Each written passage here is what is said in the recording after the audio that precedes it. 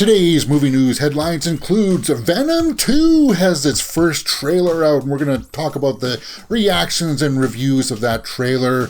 James Gunn responds to Dave Bautista saying he doesn't want to play Drax anymore. And we got some controversial news with Seth Rogen and James Franco. Gal Gadot says that Joss Whedon was not easy to work with. But I want to round things up today with talking about a positive story, because those ones are kind of bummers.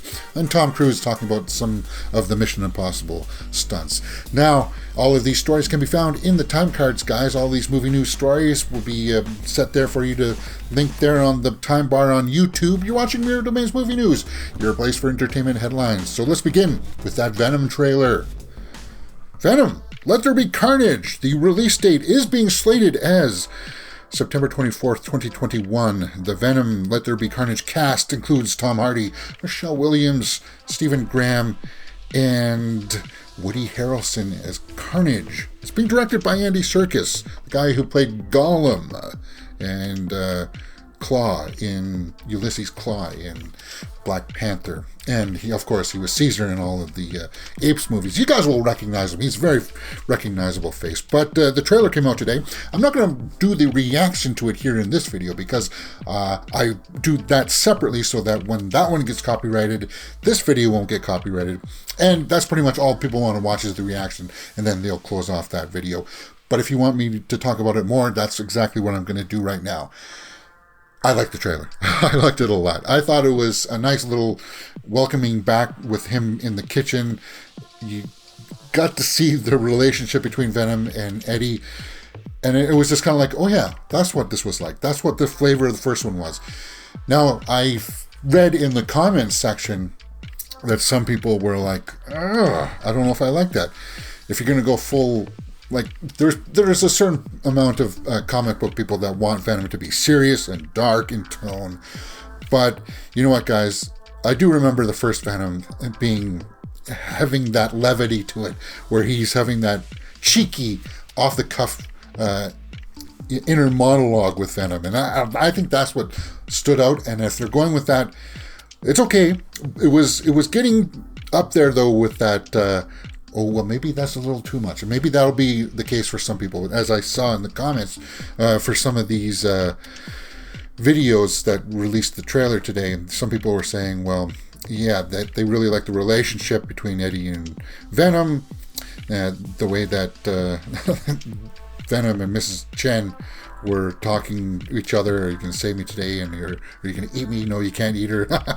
Some people didn't expect Venom to be singing.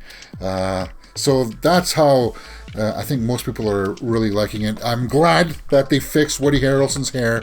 We saw him in the post-credit scenes of the first one, right? And he just had this god-awful wig. I don't know what they were thinking, or what. I really don't know. But I'm glad that they fixed it. It didn't really show us that much of Carnage, but everybody's going to be putting that image up of him just kind of raging out. It looked very red. I didn't see a lot of black. See, for me, I like the mixture of the red and the black kind of oozing all over him. So it was kind of interesting. I liked the fact that it kind of explained how he got the suit, that he was in the Venom chair, or like in the, he was going to get, what is it called, the shot when you're on death row. And that's how he got the suit. Somebody maybe put that in there, and that's how he gets out. I don't know. It's very curious, because we did see that girl walk up before in the post-credits scene too, right? Is that girl going to help him get out? Who knows? Let's just take a look online on the IMDb page. Venom, Let There Be Carnage. Yeah, it's not much, guys. It doesn't show much. There's no official poster for it, so I had to fish one out and put that on the side. The popularity is going to go up, and it is going to go way up. Everybody likes Tom Hardy, Michelle Williams. We only saw a quick shot of her in the trailer. Woody Harrelson, Naomi Harris, Shriek. Yeah, Naomi Harris is supposed to be like Shriek. Shriek is supposed to be a friend of Cletus Cassidy, right? Is that the way I remember it? And she helps him break out. That's just from what I sort of remember. Guys, let me know in the comments below what you think about that. Is that the way that you think it's going to happen? And then, of course, they get out and they're going to have some fights. And as far as that, I think that's just up. As long as they don't kill Carnage in this one, I want Carnage to survive so that eventually they can point towards Spider-Man, because when he squished that spider, guys, come on. They're giving us the nods. They're saying they want that to happen. We, as fans, want that to happen. We want to see Tom Holland face off against these two. That would be awesome. That's just the way I want things to go. Venom, that worked for me a lot. Moving on with some more comic book news, let's talk about James Gunn and his response to Dave Bautista saying that he's done with Drax. James Gunn responds to Dave Bautista stepping away as Drax after Guardians of the Galaxy Volume 3. Yes, Dave Bautista came out, says that he is going to stop playing Drax after Volume 3, and he said this on his Twitter, I believe. He said he's done with it. He's old enough that he's done, probably because he's got to put on all that makeup all the time, and it's just a real pain in the butt, probably. But what did James Gunn say in this quick story on the heels of the threequel? He said, basically, guys, no one else can play Drax. Here's his quote on Twitter. "There's no Drax for me without you, buddy. You are the MCU's Drax the Destroyer, and as far as I'm concerned, could never be replaced. And you have the right to do whatever you want to do with your acting choices." And here's the thing, too. Batista's actually starting to grow as an actor. He's just got this charisma and presence on the screen. He's stretching himself. Drax is not that big of a role where there's not much to it. I'm sure he doesn't want to get pigeonholed as Drax, even though he's played him, in five movies? 4 movies? 5, right? Let me know in the comments below which one is right. But some of these stories, as I was talking about it last week when they put out the Phase 4 slate, some of these stories do have to wrap up, because eventually people just want to watch the main Avengers storylines. And Guardians of the Galaxy, they've kind of set things up that it should wrap up in three movies. I don't think they have to continue on with 4, 5, 6, 7, 8. Like, could you imagine going to see Guardians of the Galaxy 7? I don't know. Obviously not with Dave Bautista anymore. It's kind of a bummer for some people. I would think that's kind of a bummer. What do you think? Let me know in the comments below. Talking about bummer news, guys, we're going to talk about Seth Rogen and James Franco.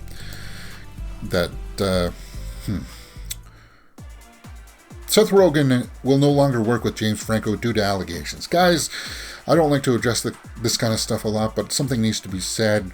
And I just got to say, I'm going to side with Seth Rogen on this. I usually don't like to do these kinds of stories because of, well, it's allegations, right? There's nothing concrete here except for the fact that people have come out and said that James Franco has been treated actresses and people in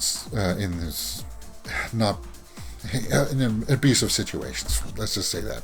He's put them in uncomfortable situations, and because of that, Seth Rogen says that he doesn't want to work with him anymore. And that's what I just wanted to highlight. That's what I want to highlight. I don't want to talk about what people are saying behind the scenes and stuff like that, because I think I like them on screen when they work together. I like the Pineapple Express. Come on, everybody like that. The interview. This is the end. This is the end was masterpiece. But I just want to highlight Rogen's comment here. Quote, "What I can say is that I despise abuse and harassment, and I would never cover or conceal the actions of someone doing it, or knowingly put someone in a situation where they were around someone like that," Rogen told the Sunday Times. So, close quote. Seth had an interview with the Sunday Times in which he said, I guess somebody asked him about this, and he said there's no plans to work with Franco again. I also look back to that interview in 2018 where I comment that I would keep working with James, and the truth is that I have not, and I do not plan to right now. So some people can say, well, from now on he'll never work with him, but I'm just saying these kinds of things it's kind of a bummer that these two won't be working right now, and maybe not down anymore, but because they did have that on-screen chemistry that I think a lot of people liked. Continuing on with this kind of bummer news wrap, let's talk about Gal Gadot and Joss Whedon, because apparently Joss Whedon threatened her on the set of Justice League. Guys, this is the shaky realm again. And this is where I just want to quickly get through these stories, but I want to talk about it because I'm a huge Gal Gadot fan. I love her interpretation of Wonder Woman. I have her poster on my wall. She's just an inspiration to me. guys. So I want to talk about this story because you hear these source stories from the theatrical cut of Justice League. The behind the scenes drama, especially with Ray Fisher and Cyborg and studios are just, it's a big mess. And basically, I just want to read you some of the quotes that Gal Gadot said that Joss Whedon said. He said he threatened my career and said that if I'll do something, he'll make sure my career is miserable, and I took care of it on the spot. So she stood up to him, apparently, from what I heard. And if you go in to read these articles, even Hollywood Reporter had this on, so I'll put up that as well. If you go on and read more about this, apparently they were arguing with each other on set. He said something as audacious as saying, just sit there, read your lines, and be pretty, or something like that. Come on, where's that quote? It was just awful, guys. Here's the thing. I'll never defend anything like that. Joss Whedon has, if you don't know, guys, he has had this clout about him. Yeah, where did he just said? He even said you should just be pretty and say your lines. You weren't going to let him get away with it. Yeah, right there. I know a lot of people are fans of Buffy, but if you hear the cast members talking about it, no. Apparently Joss Whedon has some anger issues or something. Here's what I would say, and here's what I would try to take away from this. I wouldn't work with the dude anymore. I wouldn't. If you're an actor, sometimes you have to, though, because it's your only role and you got to do it anyway, or you're contractually obligated, like Gal was here in this situation. But just stand your ground, and if they're going to make you, just stand your ground like she did. Stand your ground. I know studio heads, executives would say, well, he can drive the machine. You can give him $200 million and he'll deliver the product to you because he's proven that he's done. He can do that. I understand on the movie set with hundreds of people around and you got to drive the machine as the director. There's going to be screaming and yelling, get off that ladder, get over there, do that, do this, do that. Do as I say kind of stuff. Like, 'cause you got to lay down the law. But I would never, ever, ever, ever say anything like tell someone, be pretty and just say your lines. I would never. See, that's crossing the line. And that's what I want to say. And I'm glad that gal stood up and said, no, she's not going to take it. And that's what I like about it. Okay, that was kind of a bummer news, but I wanted to quickly address that today. But I want to end up with something cool. Tom Cruise, Mission Impossible 7. Okay. Now, there's a new image of Tom Cruise here up in front of a train. Guys, he's in front of a train, That's what's the highlight of the Mission Impossible movies. He's got these stunts that he just goes over the top with, and that's what's really cool. He really dives himself into these stunts. He showcases it. But what's also really cool about Tom Cruise in this story, guys, is that he's also looking out for the little man. He's looking out for the people who make the movies, who earn their living through that.